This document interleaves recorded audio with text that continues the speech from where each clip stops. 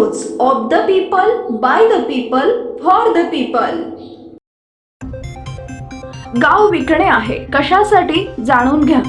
पुण्यामध्ये 32 गावांमध्ये लावण्यात आलेल्या गाव विकणे आहे या आशयाच्या बॅनरनं सर्वांचं लक्ष वेधून घेतलंय। या बॅनरमुळे या 32 गावांची जोरदार चर्चा होतीये। या 32 गावातील ग्रामस्थांनी गाव विकण्यास काढलं। गावकऱ्यांनी गाव विकण्यास काढण्यामागचं कारण पुणे महानगरपालिका आहे। पुणे महानगरपालिकेचा जुलमी कर भरू शकत नसल्यामुळे ग्रामस्थांनी गाव विकण्यासाठी काढलाय।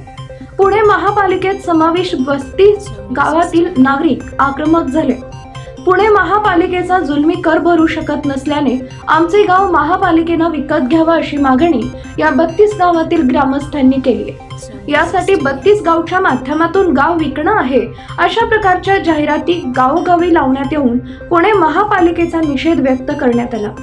पुणे महानगरपालिकेनं कोणत्याही प्रकारच्या सुविधा न पुरवता टॅक्स मात्र भरमसाठ लावलेला आहे। त्यामुळे आम्ही टॅक्स भरू शकत नाही, तुम्ही आमचे गावच विकत घ्या अशी भूमिका 32 गावातील ग्रामस्थांनी घेतलेली आहे।